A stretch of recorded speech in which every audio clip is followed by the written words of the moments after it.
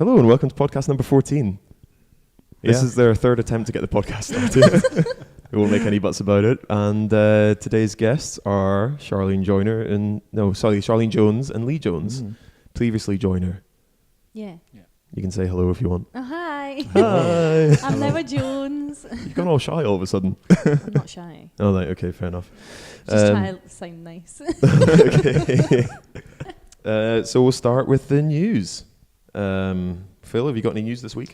I'm going to Valencia on Monday or Tuesday. Monday. Holiday? Bit of a holiday, a bit of training camp. Looking forward to the pool out there. Okay. And that's my news. There's not much exciting stuff going on in my life. We're going to talk about your new barbecue as well. Yeah, because last podcast with Ben McCulloch, we actually had a lovely barbecue on it, but we didn't go into it. So I've got a new barbecue. Best purchase of my life. You're lying already. How am I lying? Because no one says that about a £1,500 barbecue that they're going to use about 4 times a year. The coffee machine, or the £3,000 coffee setup. That was a good purchase as well. Was Definitely, yeah. Whenever you're in Phil's house, it's a little bit like sitting in an Amazon depot. Mm-hmm. He basically just sits in all day tracking the DPD driver on his phone. And he just sits there going, for fuck's sake, John, hurry up and get to my house so I can leave. And he actually used that as an excuse to be busy as well. He'd be like, oh, Phil, do you want to go for coffee? And he's like, no, sorry, I'm waiting for Amazon. Yeah, because you want the parcel, don't you? You don't want to go to the post office or... Yeah, but there's one every single day, and it's usually shit you don't need that just goes straight in the bin. That's a lie. So tell us more about your very expensive barbecue. What was the logic behind buying a £1,500 barbecue? Well, I've always wanted... No, you haven't. I wanted to buy something new, but I've always wanted a decent barbecue for the garden. So I thought instead of buying one in 2 or 3 years' time, I just buy one now. And Lee said you might be tempted a little bit with a fancy barbecue. Yeah, sounds nice. I don't know if I could justify... Well, I reckon you were 3 days of barbecuing in Scotland. So yeah, probably. It's like cost to use ratio is... You can use it in the rain, so actually... How? Can you explain this, please? There's like a cover on top, so... But it doesn't matter if it rains. But you justified this purchase to yourself, so can you tell us why you justified it to yourself? Because I don't want to buy a cheap barbecue now to then purchase the barbecue I want in 2 or 3 years' time. So I'm actually saving money. No, the logic the logic used at the time was everyone spends £100 on a barbecue every single year because your barbecue gets worn out. Now I don't know what you're doing to barbecues, but they don't. Buy cheap, buy 15 times. 15 times. So he's basically it's saving me money. He's got a lifetime guarantee, and by the time I'm 65, I'll think that's a great purchase. Yeah, absolutely. Okay, good. Well, that's your news. Thank you for that. What's your news? My news, I was on a stag do with an ex-BC employee, so that was quite interesting, in Bristol. We got into a fight with some kids. Yeah, I heard. So one of the guys got bottled or something? Yeah, well, no, so there was these kids in Bristol docks, and, they were giving us a bit of jip when we went along, and then someone dropped in, I was Olympic champion, and then they were like, oh, yeah, shit, he is, all this kind of stuff. So then we walked off, came back, and they started filming me. But then by this time, the guys who were also on the stag do were like, don't film him, that's disrespectful. And I didn't really care. But then all of a sudden it just escalated, and all of a sudden I see this guy jumping over a bench, smashing 2 bottles on a bin, and coming back over like Wolverine, but with 2 broken bottles in his hands, threatening to shank up one of the other guys. And but apart from that, it was a great stag do. Someone actually got a bit cut on their chest, like when you had the drone in your hands. And I turned it on purpose. But he was actually bleeding, that guy, wasn't he? Yeah, he was actually bleeding, yeah. Was opposed to you just making a song and dance out of nothing.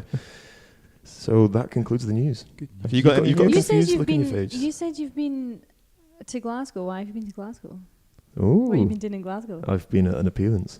Wait, what was for Morgan and Stanley. They're doing a cycle ride to Paris, and they thought who better to come and give some top tips than me. So I went and gave a very inspirational talk, and went on a cycle ride today. What were your tips on the bike?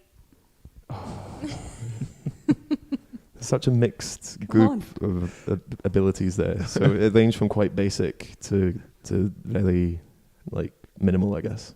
But yeah, it went well. We stayed together for most of the ride. What were the tips was the question. What was the tips? Yeah. I don't know why this is a funny question. I just said normal tips. What were the tips? I don't know. Give us some tips. Give us some tips. Right, if you were to give anyone... Use chamois cream. Right. I don't use chamois Use cream. nutrition. You use nutrition. You don't use chamois cream? No, Oh dear. ever. Oh. Never have I ever. Never have I ever. Nope. Take a sip of your tea then. No, well that was it. Yeah, it's quite basic. You know, it's just a nice little conversation anyway. So that is the conclusion to my news. I gave him excellent tips. I can't tell you what they are because then no one will ever hire me again to give tips. So we're going to do some proper introductions to the guys we have on today. So Lee is a professional rugby player, first rugby player on the podcast, 10 caps for Scotland, played sevens for Commonwealth Games and the Scotland team as well.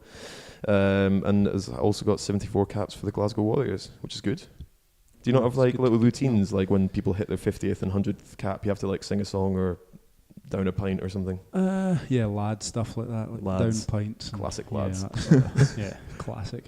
No, you do. They do kind of 100 caps is probably a decent milestone. The last season I've just played, I say like in my career I've generally played quite a lot. Last season was the first season I've kind of I missed a lot of games due to injury, so you kind of never take a cap for granted, sort of thing. So a wee way to go, but 100. That's the most Scottish rugby expression I've ever heard. They come out with these little lines every now and again. They're like, at the end of interviews, they go, "Aye, well, you never take a cap for granted," and they move on. Playing in this shirt every time I'm in this Scotland shirt. Every time I'm in a Scotland shirt, it's amazing. Aye, the crowd at Murrayfield is something else. Just roll out the roll out classics. another cliche. Roll out another cliche. Nah. And we also have Charline joining us today, who's played every sport under the sun, as well as taught it and coached it, mainly hockey. Won a Commonwealth Games silver medal in sprinting, then transitioned over to road cycling, which is quite interesting as well, as one of the few people who have actually done it to a reasonably successful level. And is now a PT. So you and Phil must have lots in common because Phil is also a PT. I haven't finished my PT yet. Have you not got any level of qualification on that yet? I just need to do the practical days and then I'm done. But So you're shying away from the actual bit of being a PT, which is delivering sessions. Yes, it just takes a long time. It's like you have to commit to 4 weekends. Oh. So, yeah. That's annoying. Can you not just get someone to like sign off the sheet? It's what I've tried many times. Can you like take a video of yourself and like doing a PT session with someone and then send it in? Yeah, but then you need someone filming the whole session. You can't cut it. Then you need someone who can do the session, like who can run and do all the exercise for you. So you need 3 or 4 people really. And there's no one that can run from the squad really. Maybe you could help me out. Wait. Yeah, why not? How far do you have to run? I think just like 5-10 minutes. Well, it'd be good for my Ironman project. You still going for it? Ironman? Well, have you heard about this bet? No. Phil and I have a bet that if I can do an Ironman in under 10 hours... Oh, no chance. No, hold on. Thank you. Thank you. No, wait. But I've got free rein about when I can do it, all right? And also, if I win, if I manage to do it under 10 hours, no, not win the Ironman, if I get it under 10 hours, as in I'll win the bet, Right. I get all of Phil's physical and financial assets. I've actually never agreed to the bet, but You did. Yeah, but There's a it- barbecue. it's He's never gonna fine. do- There's a barbecue in there. It gets just better every time. £3,000 coffee machine, barbecue, sit on lawnmower, home gym. Sounds like a Wheel of Fortune or something like that. Do you understand how hard an Ironman is? Yeah, I'm fully aware of the physical elements of I'm an glad Ironman. I'm not the only one that thinks you can't do No, it. some people have said I can do it. My But because they're dad's just being done, polite like, to you, they're just being fake. My dad's done like 8, and it was not Legend. pretty watching him. Was He it did not? 2 in 1 week. Why? I don't know. What time did he do it? You know when people do Crazy. like really extreme... He did the one that was in the Alps and did that in like 10 and a half hours or Oh, something. I'm coming for you. In the Alps. Yeah, exactly. So if Yeah, it's but flat... he was like, he was winning them and stuff, like at his age group. Oh. Like, Yeah, but I've got some sporting pedigree in my back pocket. There's Oh, no God. way you can run like no. 30k or something. Are you a swimmer? Lee's Have been you a bit got- have you got quiet. a What do you plan? think? You Have I got got a a plan? plan? Of course I've got a When plan. you gonna I've do got it? an Like, investment you- plan. I'm going to have a full setup, full support team. You got a plan for the barbecue? Yeah, I do actually. Yeah. If it's acquired. I'm just not going to use it. Leave it outside in the rain for 15 years and see if it actually disintegrates like Phil says. It's Okay. fine outside in the Right, rain. anyway, Okay. I don't know. I think you could do an Hold on, Ironman. I think you look, could do an look. Ironman. You're supposed to be a PT, right? What, are you challenging me to coach you? I've never heard such negativity from a PT in all my life. Callum, If I was a client of yours and I came to you and said I want to do a 10-hour Ironman, you'd be giving me high five. But you don't want to be told lies, realistically, okay, it's not going to happen. But I will help you complete an Ironman. I'm a bit ignorant to how is 10 hours, is that ridiculous? So it's like the top guys win it in 8 hours. No, but I can do... in the world. Yes, but I can do 10 hours 55. Can you swim? Oh, no, I didn't know that. No, 10 hours. No, 10 hours is... No, 10 hours on the dot. Yeah. You're just making up your own rules. See, under 11 is different. Needs to be clarified. I think you could do that. The words of the bet were, if you do a 10-hour Ironman, which includes 10 hours 59, 99999, I will give you everything. The thing is, you just change the rules however you want it.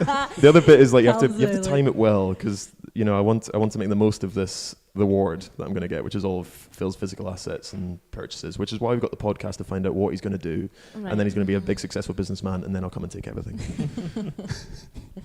Basically, okay, great. Under 11.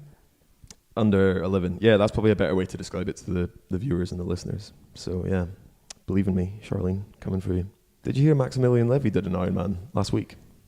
He did, yeah. Yeah, and he's not How retired. long? He's still a track sprinter. How long did it take him?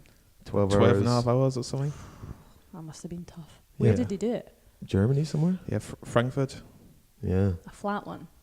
Oh, probably there. No, yeah. it's quite hilly around there. Is it? So it might have been a bit hilly, yeah. Oh, right, there you go. Can you swim? Oh, the swimming. I don't know. is- That would be mad. Can I swim? Yes, I can. Yes. Not really well. No. He's paddling along like a dog. The swimming's. I did a bit tough. of open water swimming recently with my Elbows family. in the head. I was exploring new sports. I was thinking about rugby as well, so we'll get onto that later. But I went for like a 1K open water swim, and I just did like granny stroke because I thought, this is pretty chilled. It was in Salford Quays, and they closed the course behind me because I was going so slowly. There was a little guy in a tiny little dinghy behind me with like a 5-stroke engine, a 5 horsepower engine, just go bop, bop, bop, bop, bop. He's like, "Can you hurry up, please? You're a bad swimmer." I love to swim.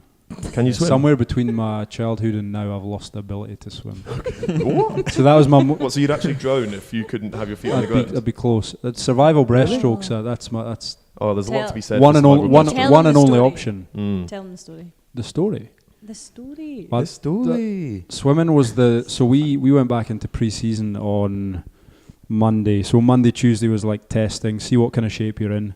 Boys had a long time off. We have 7 weeks off. So Monday, Tuesday was testing. If you're in good shape, you get the rest of the week off. You come in next week, starts properly. Imagine if that happened to you. Like So 6 weeks off, and you get an extra week off. Oh my God. If you're like in fit shape. So body try so body hard. comp and fitness testing. And then the rest of the week, so if you got kept in, if you're out of shape, right, we'll keep you in for the rest of the week. So they've sent us the schedule. It's got swimming, and it's red. It's all coded green, orange, red, depending on how hard a session will be. So it's got Scotstoun swimming pool red. So that was the sole motivating factor for me to keep in shape, like time off. Like that's my worst nightmare, is swimming basically with my head under the water. So. Oh, right. So it's a fear issue as well. It might have developed into a fear. Yeah. Charline tried to teach me. We were on holiday recently. She tried to teach me. How did that go? The Your technique's good. Technique's good now, but Can only do it for like 20, But I can still see 20 the meters. I can still see the You fear in stop. his eyes though. He's like, technique's good, but I might still drown. Yeah. Still so working that on would it. keep me away from the Ironman, I reckon. Yeah, people don't Yeah. understand how conditioned just you get seats into up. that one thing that you do. Like probably like rugby, you would be conditioned to take pretty much anything. Like you got multiple impacts and all that kind of stuff. But as a cyclist, you become quite. Like you had to work up to walking on holiday and stuff like that. Yeah. It was a real struggle. I got that. It's similar in rugby. Like you're so conditioned to the sessions we do are like similar in the sense it's all explosive, short, sharp stuff. So like sprints, it's quite aerobic as well. So it's a kind of, you'd think it would be a general, like it would cover all areas. So say our concussion protocol, you take a bang on the head, you get put into concussion protocol. The first day is like it's like a 15-minute jog. Okay. And like to jog for 15 minutes is like so alien to what you're generally used to. You can run about for an hour at high intensity, but if you jog slowly, keeping your heart rate below a certain level for 15 minutes, it's like my Achilles are sore, my feet are sore, my knees are sore. I'm like, I can't jog for 15 minutes, but I can run around for an hour at high intensity. It's like whatever your body gets used to training is like you just get into that groove. And I think that's one of the really good bits about the tiring, and maybe you've found that as well, is like when you retire, you feel like a more able human. Yes. Like you can actually do things. Yeah, you can be like, oh, I just want to go out for a walk. I love being in nature. I love being outside. I love nature. Hashtag outdoors is free. Totally in love with the countryside and the nature, right? Anyway, You live in inner city Glasgow. next to a park. So I loved going for walks and things just to get outside the house. But I was always too tired to do it when I was cycling. But I wanted to do it, but it just didn't work. You can't go for a hike. You couldn't go for a hike. Imagine going for a hike. Could you go for a hike, Phil? I can't even go for a walk around the block. sore back. Yeah. But I feel like even if you did the tire, you still wouldn't go for a walk down the block. No. I probably would, to be honest. I think you would with these here's Yeah. nice. It's beautiful. Claire would bully me out. out the house. Would she? Yeah.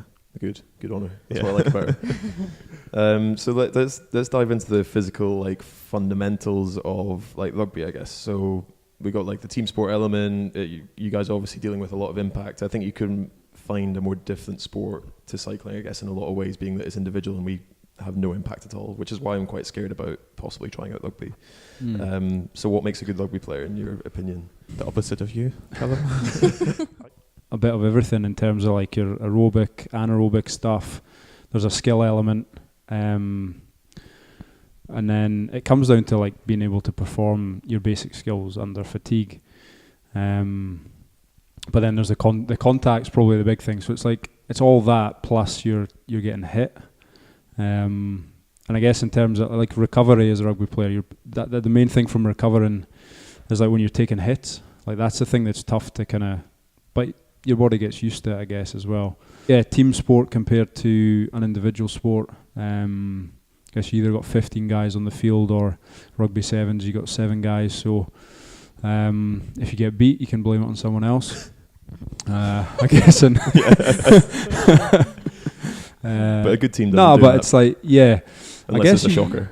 I guess there's an element, like looking at it compared to an individual sport, there's an element of camaraderie on and off the field. I guess you share a win with your mates. You get beat, it's the same. You're sharing that with another group of people that the majority of them you get along well with.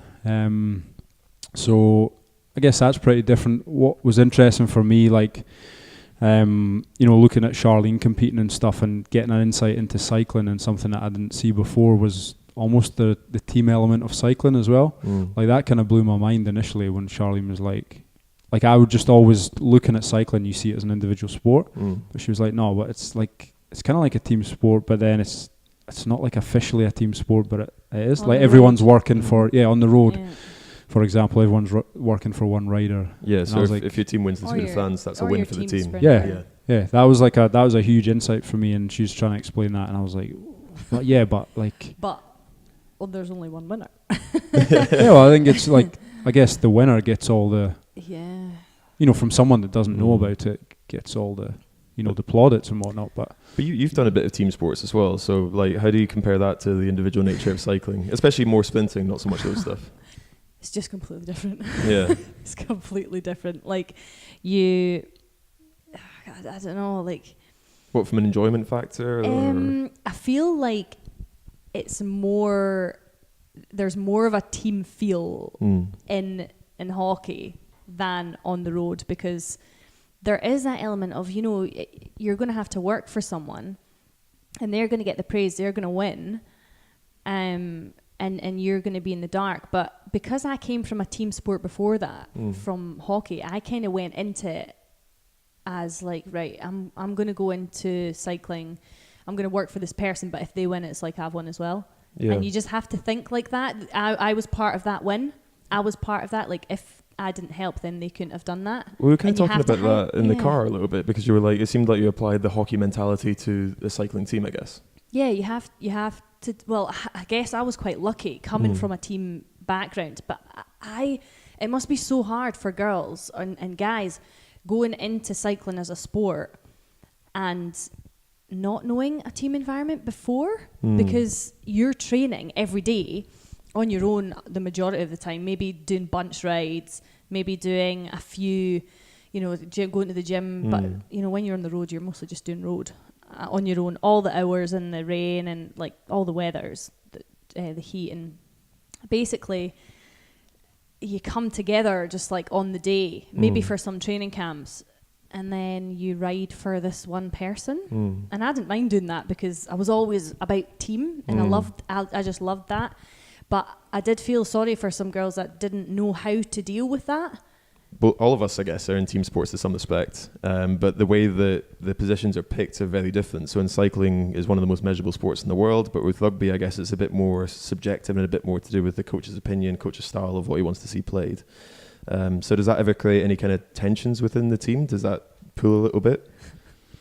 Yeah, I get it's very, very subjective. I mean, at the same time, all the stats are there. So like we're monitored every training session, every game for like GPS stats, for example. So all that sort of stuff is on paper, but then I guess when you're in that sort of sport, at the end of the day, it comes down to the coach's decision.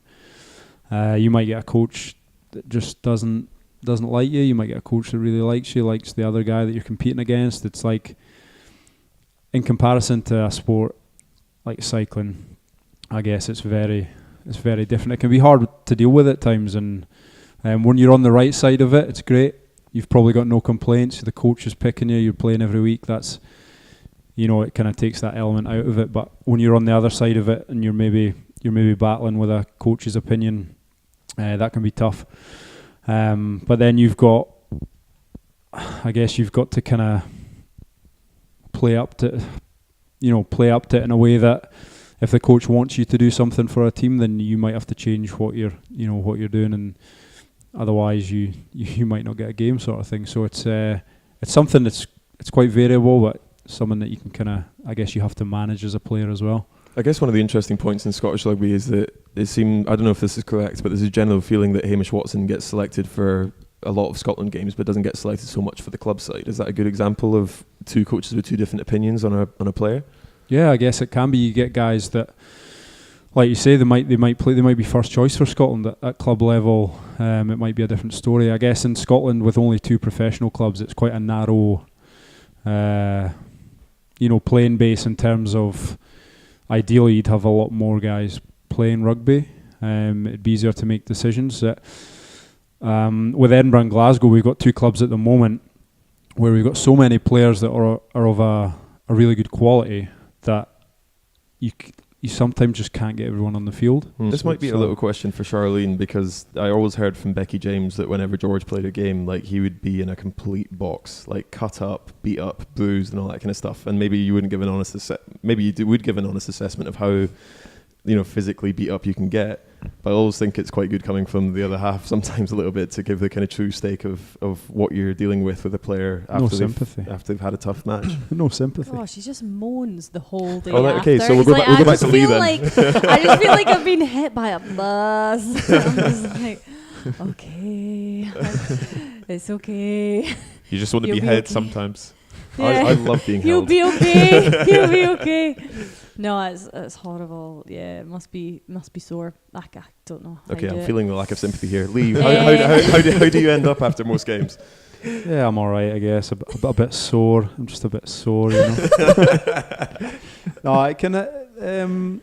It's like I was saying before. The contact element takes the biggest toll on your body. I think the position I play as a winger, it can vary. You can get some games I can make 3-4 tackles. You can get other games where you could make 12-13 tackles. You could carry into 15 contacts. Like, that's where you'd feel the difference in recovery. Like, but like I say, we're conditioned for it. Like, the guys get us in good shape to be able to do that. What do you do to recover from all these hits? Just lie on the sofa for a couple of days. Just vent a little bit. If guys are playing a lot in a season, it's all about managing game to game. Like, guys will be sore for potentially 2-3 days, but you've still got to get your gym work done, and you've still got to get everything else. So I think that's probably the difference where You've got to take your protein as well.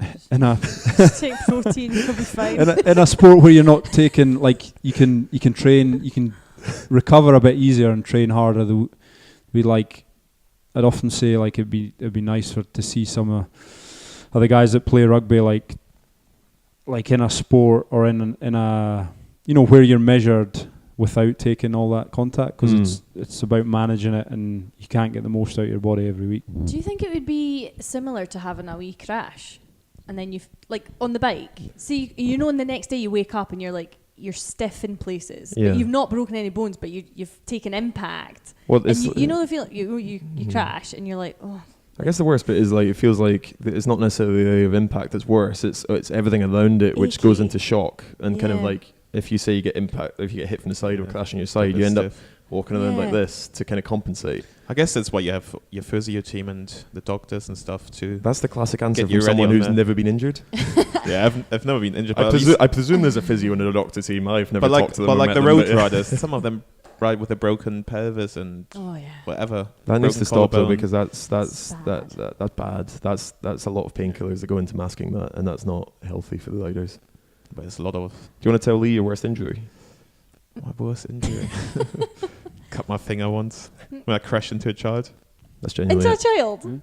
At the Euros, yeah. And also, but then I actually had my finger stitched up with like 20 stitches. That was my worst injury. 20 stitches. No, it wasn't 20 stitches. It wasn't. It was. That sounds sore. And then. Well, hold on. Just before we move on. And then I wrote. Did he ask if the child was okay? It was fine. I wrote off. And then I wrote the Euro stuff. You're giving him a lot more sympathy than your husband here. Well, I think I've had a worse injury than Lee. Oh, the broken back. Yeah. Yeah, talk about that if you wish. She broke my back. Oh, right. How did she manage that? Training with Team Scotland before the Glasgow Commonwealth Games. All my dreams were shattered in one bike accident. Ride. Yeah, just out in Girona, and there was a bit of a spill at the front of the bunch, and then I was at the back. There's always a spill in a Scotland camp. Going down a hill. Yeah. Fall over everyone goes up. And your back's okay now, or do you still... Back's fine. Really? Yeah, back's... That's quite I went to the games. And then... We were speaking to Andrew Cotton, who we had on the podcast before, and he, big wave surfer, and he broke his back and then got pretty much chucked around like a rag doll on the waves with a broken back. Oh. And he still feels the... Yeah. It wasn't just like a normal wave, it was like a 70-foot wave. Just drowned him. Gosh, yeah, I can imagine like one impact on it is fine, but then if it's continuously moving, I couldn't even imagine. And he's trying to get on the back of a jet ski, if you've seen the video. And he's just like gets chucked off the jet ski, and the driver gets chucked off the jet ski, so everyone's in the water basically, and then it's just a comedy of errors. Have you ever seen the stretcher videos on YouTube where like people fall off the stretcher multiple times? Lee, you've seen it? Yeah. It's just like that basically. I need to watch. It's quite funny if you didn't actually know what's happened to him, I guess. Gosh. So I guess the final point on the team element would be now, how do you deal with selection issues? Our podcast previously where we spoke to the Who What Bike guys, a lot of that was about, I feel as if a lot of those guys felt as if the Team GB door was firmly closed and wouldn't likely ever open, I guess. Would that be fair? Lee, you've had your kind of issues with selection. I guess Charline, I have as well. You were kind of pitching to get into the World Cup, and obviously that's been a pretty tough decision to make for the coaches and for you to kind of take as a player as well. Like, how do you reconcile those kind of big disappointments, I guess? I mean, it happens. I'm looking at the team sport of rugby, when you've got a squad of so many people, like there's always people that are disappointed, and that kind of goes week to week. Obviously, there's the bigger stuff, like you say, for example, the World Cup.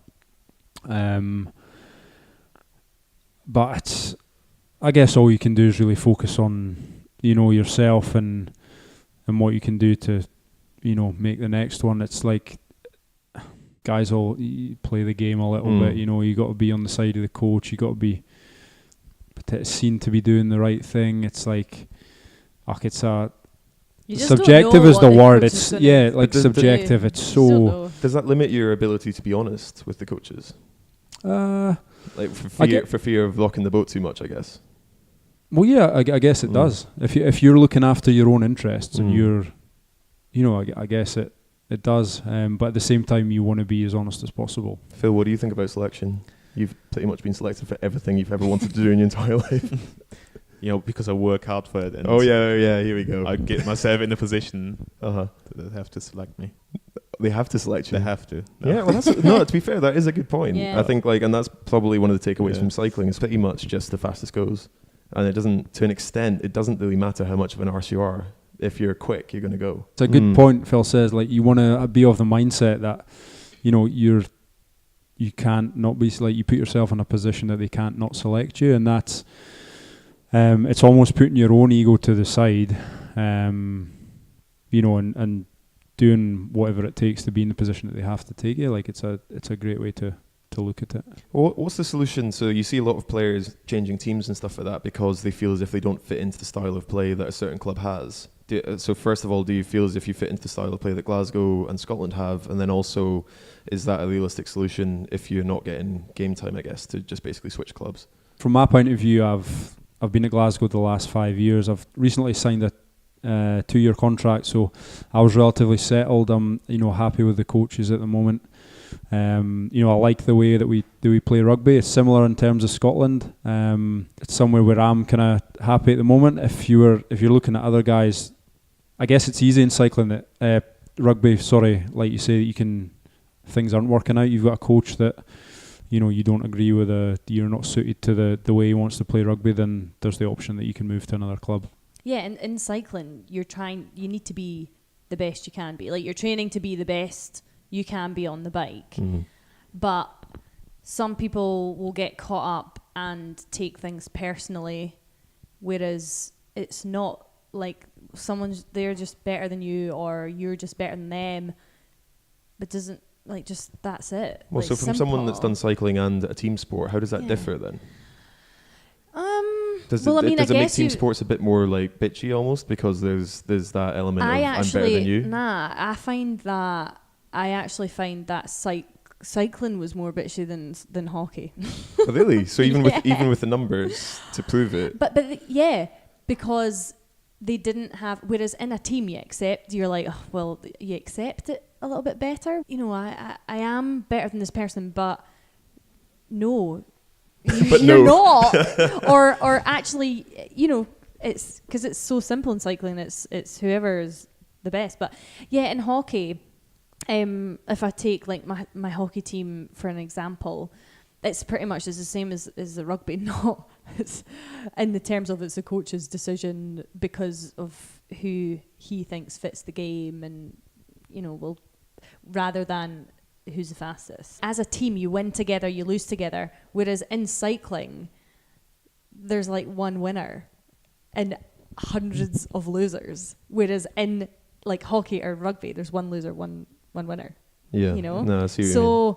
There's lots more disappointment involved. I want to pick up on the last point in rugby a little bit because I'm quite a big rugby fan. Been to Murrayfield a couple of times and all that kind of stuff. But I think yeah, I'm a big rugby fan. I've actually been to see the Scotland team training. Wouldn't you know, Philip? Oh, have you? Yeah, I have. Have you embarrassed yourself there? I have. No, I've embarrassed myself with a previous incident. I embarrassed myself with. Was that in the Six Nations? Yes. Little birdie told me that. I knew that. Did they? Yeah. Oh. It was in the papers as well, but whatever. No, but they told me what they thought of you as well. What did they say? You're Callum after you. Hold on, no, hold on. What did they say? You're just good guy, yeah. Oh, yeah. Nice. That sounds very forced. Are you going to go on to the Andy Murray topic? I did make a bit of a tit of myself once in front of the Edinburgh Rugby boys. What happened? I took Phil. I was nice enough to take Phil to an Andy Murray exhibition match at the Scottish Arena, basically, SSE. And Callum had a few too many champagnes or whatever you had to drink. Just after the games, I was going to treat myself. And you walked around all night saying, "Oh, I'm really famous here." And a couple of people came up to you, to be fair. But then we sat down, watched the game, and he was off his head drunk. He was shouting at Eddie Murray and stuff like this. And there was a girl sat next to us, and Callum was harassing her, desperate to get his phone number or whatever. And he said, "Oh, Phil, I know these boys behind there." There was some Edinburgh Rugby guys behind us. They were like, I know these boys at Glasgow Warriors. And they were like, no, Callum. I think I walked in and was like, what up, Warriors? It turned out that girl was actually Grant Gilchrist's girlfriend. Chloe. I know her. Do you? Yes. I think she worked for a big bank. And the thing Callum does as soon as he hears, I work for a big bank, and then Callum goes, are you guys looking for any ambassadors by any chance? It's always good to ask. You do that. She was, as it turned out. It didn't follow through to anything, but yeah. I can't remember where I was going to go with it. Yeah, so we're back on Murrayfield. So I guess my point of question there is like, so whenever we compete, we've got a crowd of like 10,000 people max. You can kind of fool yourself a little bit, especially Olympic Games, where you might think there's, people say there's billions tuning in, but there's probably only far smaller than that actually watching that certain event. How does it feel, and like how does it compare to competing at Scotstoun when it's 15,000 people roughly, to competing in Murrayfield when you've got 70, 80,000 people there?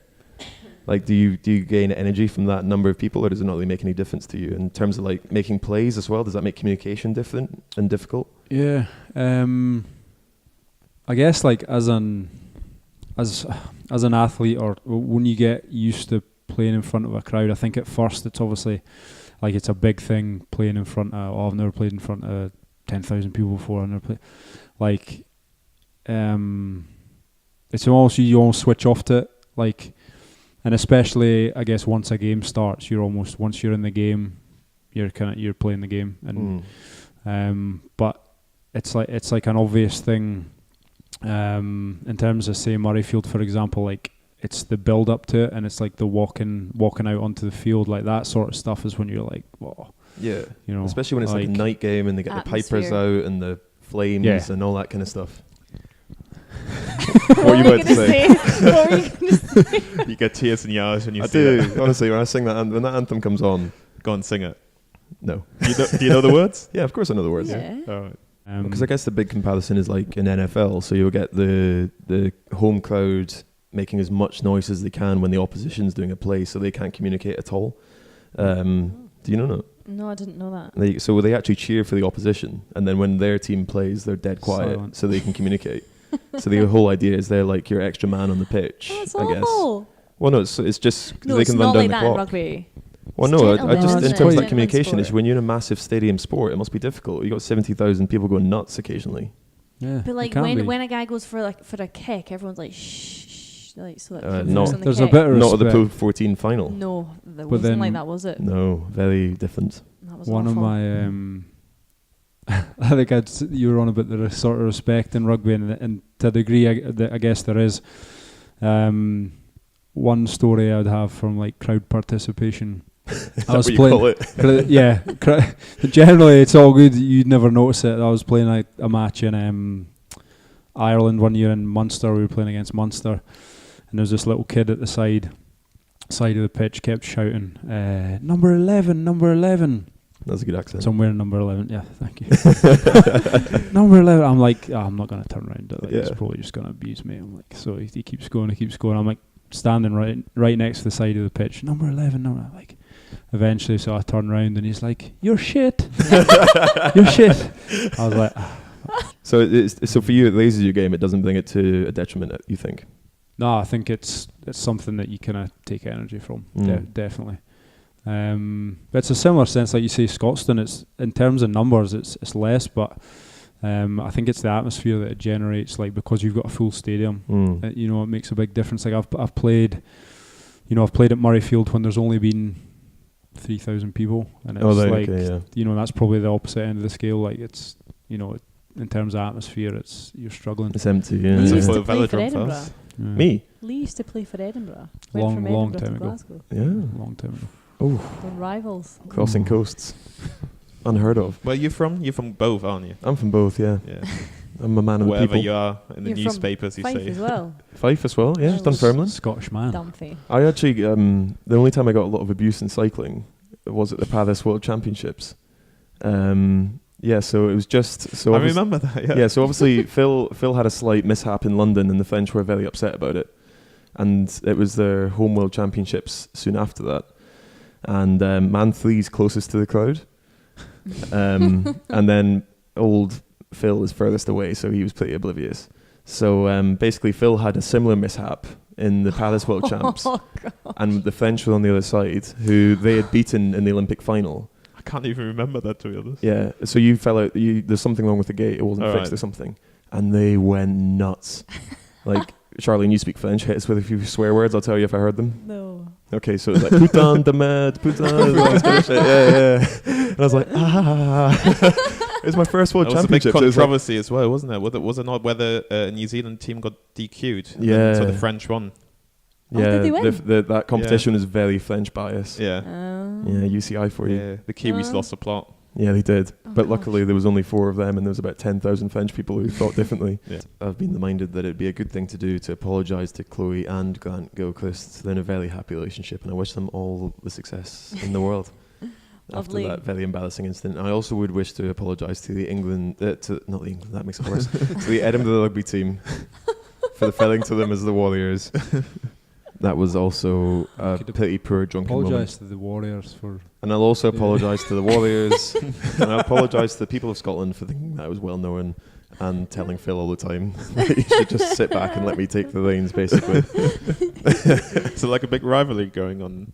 Yeah, against they have Edinburgh. a cup and everything. Yeah. Is it? Every- 1892 cup or something, is that what it's called? 1872. 1872. Something. Because there's only 2 professional teams in Scotland, it's like Edinburgh and Glasgow. It's like Celtic Rangers.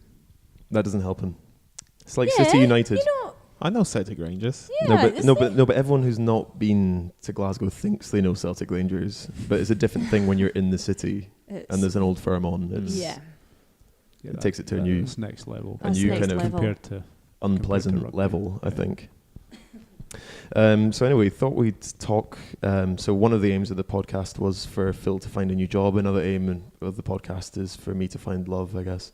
Oh. Oh, 2-year curse. 2-year curse, yeah. It's out there. Have you heard about this? 2-year No. curse. No, what is it? Well, it's not my opinion, it's his. What do you think? It's true. So Callum's been in like 5 relationships, Mm. and they always end after 2 years within a week. So They do, yeah. Right. Sometimes it's my choice, sometimes it's not. Okay. Well, and it's a curse. So Watch you out. need to do something to get rid of it. 5 Mm. relationships of 2 years. 4? How am I? 4 to 5? You've been there for all of them. That's why you're like, 2-year curse. 4. 4, okay. 4. Yeah. Wow. You're going strong with Claire at the moment. Oh Yeah. yeah. How long have you been together? 6 years. Jumped on that. This 6 is years, news. This yeah. is news for the podcast because we haven't revealed yet that you have a girlfriend. We talk about it every single podcast, I think. Do we? Yeah, we're in her house right now. 6 years is a So long time. on a completely unrelated topic, Lee, when did you propose to Charline? Years wise, 6.5. 6.5. Oh, Philip, that After actually a brings very us back long to a time. different point. But how old are you? We were 31 no. now. How old were we when we With got engaged? 29. Oh, it's still a few years then. No. 26? Yeah, no. It No, goes on like how long Depends you've how been you together. measure it. Nah. Jan was engaged for like 10 years. yeah, I'm not sure. Engaged for 10 years. Yeah, he was engaged for 10 I think years. so, yeah. Yeah, Who? Jan van Jan Eyden. van Eyden. Yeah, What was he doing? he's busy. He's got things going on. Jeez. Jeez. Well, I believe. I wasn't yeah. invited to the wedding, but I believe it was a hell of a wedding. I'm not invited to any weddings. That stag do that I talked about at the beginning, I'm not going to the wedding. That's outrageous. Specialist stag. You're do gonna get guest. a little invite in the I post now. I Don't think. know why. Well, hopefully this will. I'm a Hopefully- delight. Jason's mum, when I went to Jason's wedding, one of the Yeah. few weddings I've been to, said, "You made the wedding." Wow. Keep You made pitching it Keep better, or pitching you it. made It was. You made the wedding. That was enough for me. That was enough for me. I was like, "Thank you, Jason's mum," and I'll move on to someone else. Is that the Edinburgh rugby team over there? Yeah, you've grown up with Callum. Yeah. Go on, tell us a bit about him. So Because like, I've known him when he was 17, so Yeah. I didn't see him in his youth. So Just remember Alistair Watson saying, "Oh, Callum's going to be amazing." Alistair Watson's like basically coached and helped every Scottish athlete that's come from. Alistair Watson's got a higher hit rate than any like Scottish cycling. Like, this isn't any disrespect to Scottish cycling and the work they do great work, but Alistair Watson's got a higher hit rate. Unbelievable man. We're talking Marco Lubitzi. Who? Chris. Did he help Chris? Chris Hoy? Yeah. He's been through, like, he must have worked well. Been through, that's not the correct term. He's been through. Especially for a guy coaching younger athletes, that's not the terminology you want to use. Callum, shush. Right, so, no, I was going to say Chris Hoy's been through Meadowbank. Yeah, but we were So talking he's about Alistair trained Watson there. I know, but Alistair Watson, it was basically Meadowbank's, like, But he main man. discovered Katie Archibald as well. Yeah. Helped you a lot. Yeah, helped me a lot. Jenny Davis as Yeah. well. My team sprint partner from Delhi. Mm. Who else? He's done a lot anyway. He's got a really high hit rate. They should sign him up. Yeah, Mm. he's awesome. Yeah. But let's go back to the couples angle, I guess. He did it all voluntary as well. He did, yeah. What a Sorry, guy. I just find that amazing. He did. Well done, Alistair. He needs that kind of like, well, he wouldn't want it because he's quite shy when it comes to social media and stuff like that. But he should be like shortlisted for Coach of the Year in Sporty or something like that. Yeah, definitely. Like to have a... Claire's just come back. Should we get her then? No. Okay. We can ask her. This is good because we're talking about couples points here. She's not. She's not... No. Oh, right, okay.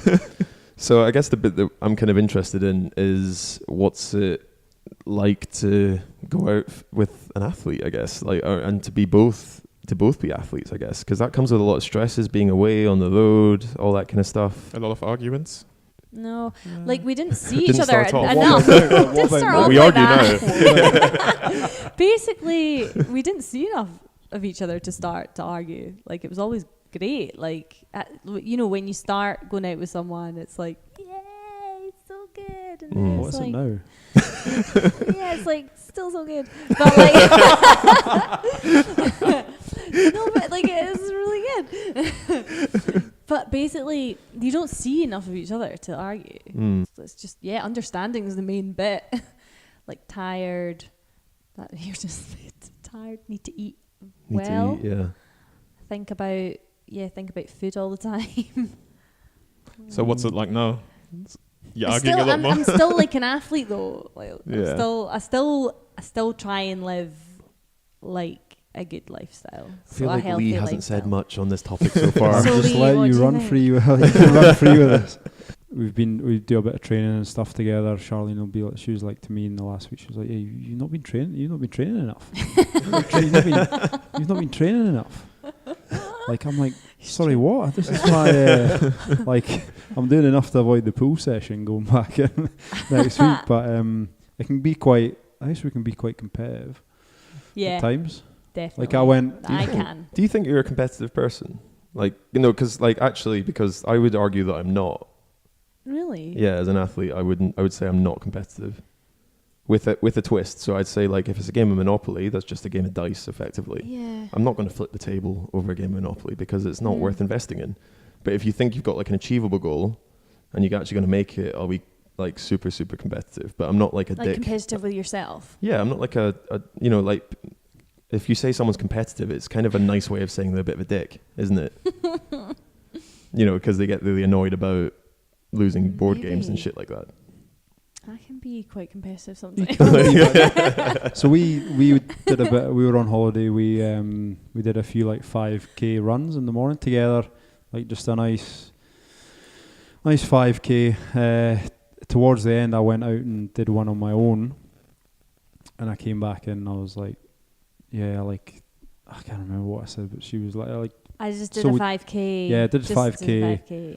Yeah, but and then 20 minutes later she'd be like, "Oh, you really want to show me your splits, don't you? You really want to show me your splits?" I was like, "No, I'm not. No, Nah, you it's did. just like You so it's like did. he was You're like, you're like, she was like, just show me them, just show me the splits, show me the splits." And it was really like- good. that's the I was like, that's your the Bronco will be all right. that's the competitive edge there that you probably don't realize. You're like, oh, yeah. So I think it'd be good to touch on like life after sport. So you've been a couple of years retired. We were talking in the car on the way down that when I first joined the British cycling team, it was pretty clear that you were like a physical competitor, I guess. It's like there was no chance to do university or other things like that as well. So it's kind of a question to Lee about how does rugby take an approach to that? Because rugby seems to be quite forward thinking in terms of getting their athletes to start businesses or to go and do courses. But then also to you about how you've dealt with that transition away from sport. Yeah, so I stopped cycling end of 2016 and was basically felt a little bit lost and then a little bit down, a little bit lost, and found yoga. Yeah, it's not a competitive game, is it? And it was actually quite refreshing. I was like, oh, this is what it's like to not have to feel like you're the best. If I hold a handstand for longer than Charline, she'll that competitive. I would absolutely rage if Lee could hold his handstand. Really? I'd be like that. It's happened. It's definitely not happened. It's not happened. No. What was the decision for you to stop cycling? You know, at the end, I ended up coaching myself the last few years, and that was really refreshing. And I did sports and exercise science at university, so I knew about the principles of coaching and how to periodize training and things. So I also learnt a lot from my coaches, and I had help from friends as well. But then I ended up coaching some cyclists from that, and that grew into a little business. I had maybe like 4 or 5 when I'd finished, just when I decided to stop cycling. And actually Alex Dowsett, I'd started coaching him, so I ended up coaching him for 3 years. Okay, yeah. He's a world tour rider. That's a pretty impressive feat, I guess. Yeah, he's actually just won the National Time Trial Championships, and then as riding the Tour de France. It's really great to see him back, riding the Tour de France, so that's great.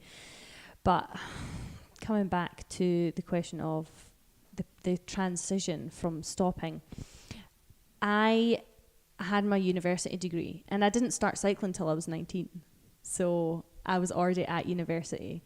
Had that degree, had done lots of coaching, hockey coaching, swimming coaching before I'd even went to university. Started coaching when I was like 15, gymnastics coaching as well. And then I ended up really wanting to do my yoga because I found the love for yoga. I did my yoga teaching hours. Competitive yoga? No, it's chilled me out a bit. It's good. So I'm taking the professional rugby teams for yoga, so helping the boys out with some mobility and yoga. Phil's favourite thing is mobility. Really?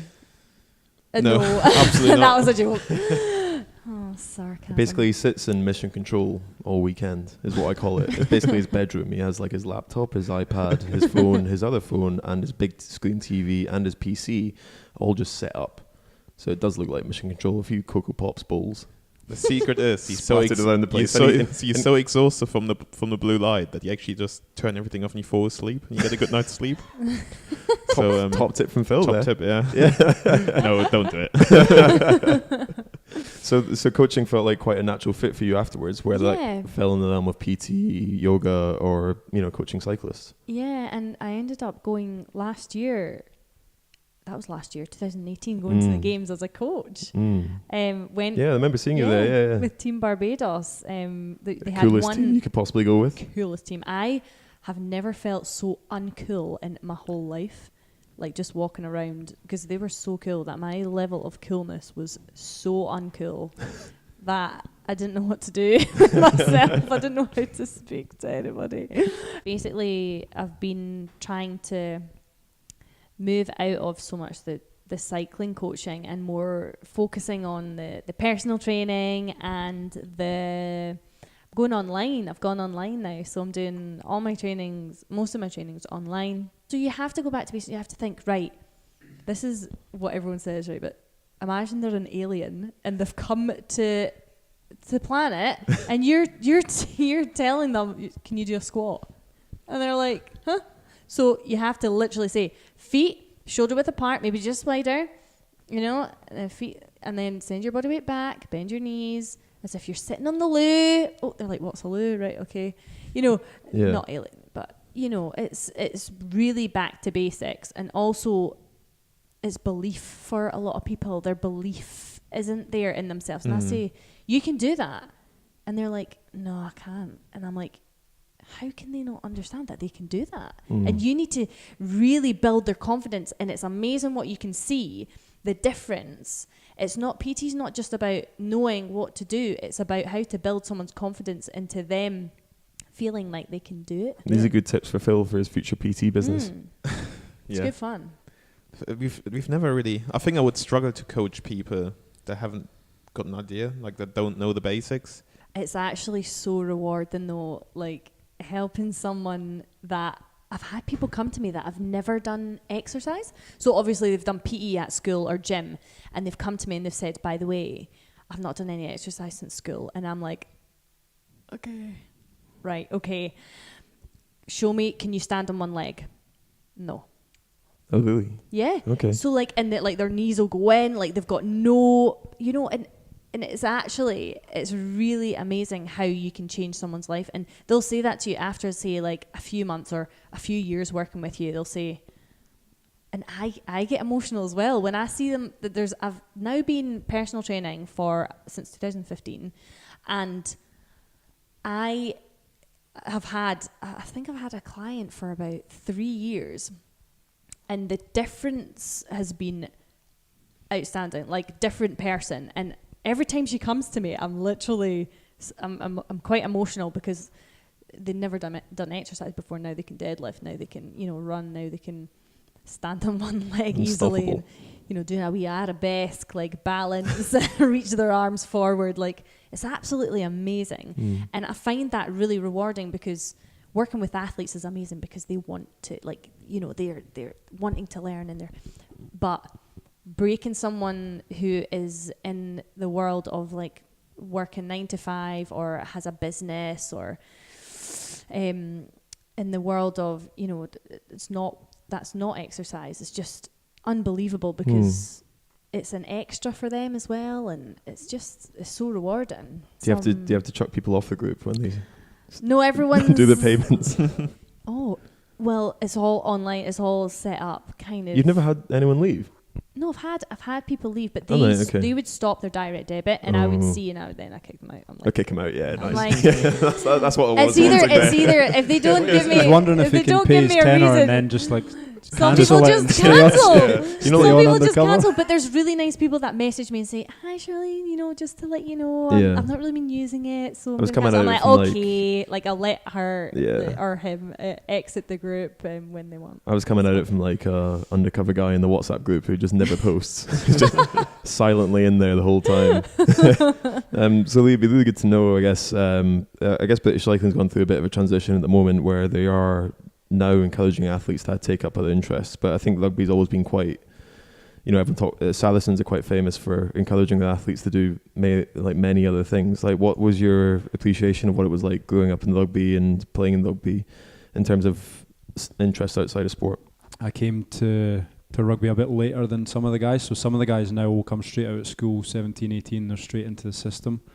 I went to university, studied and played 4 years of just like my local club rugby before I picked up my first professional contract. So I kind of had this study behind me that I managed to finish just as I transitioned into the rugby. So for me, that was probably a real positive, for me. But now I think the union as a whole is really, geared towards guys doing extra stuff. They almost require guys to be studying, especially the guys that are just coming into kind of academy systems. Guys might not get kept on. You're only one injury away from, a career ending. That's the reality of it. You're never at the point where you're looking around your teammates and thinking, oh, like if they get injured tomorrow, they're going to be in a bad place. Or is it to an extent? Yeah, to an extent, I guess there's always guys I wonder what he's going to do. Do you know what I mean? That's why we started the podcast. Got a wee chef Instagram. Ooh. Give a shout out to the chef Instagram then. At Playing the Chef. Playing the Chef. Okay, nice. Phil's got a little photography Instagram. Really? I have, yeah. What is it? Behind the lens. Behind. Behind Behinds. the lens. Yeah, Good Yeah. work. Catchy names. Nice. Catchy names. So we'll wrap up towards the end of this podcast. It'd be good to know for Charline and Lee, like what's next for you guys. Like what's in the future. Well, business-wise, I've got a retreat coming up. I host retreats as well. End of September. Mid 13th to 16th of September. I've got a retreat up at Lochgoilhead, so we're just preparing for that. Lee helps me out with the cooking ideas and the menu for that, and does a lot of my design for flyers and the design for posters and things that go around the lodge. So we're just preparing for that, and yeah, that's what I'm doing really. Oh, I'm signed up for a 10k as well, first ever 10k. That was very intense, but yes, thank I'm you. really excited. I'm competitive with myself. What are your splits? Well, I've done this 10k. I really want. You to. should enter for the 10k as well. No. So Lee, what's next for you? Well, you could For drag me me- along and then let me win at the end. Get a free T-shirt. So I'm just starting pre-season basically. After a bit of time off, so into the pre-season for Warriors. Season starts late September, I believe. So bit of hard work in terms of the rugby over the next few weeks, and then get into a new season. What swimming? Dodging swimming sessions. Swimming sessions as much as you can. Yeah, head above water only. Okay, cool. Granny stroke. That's the best way.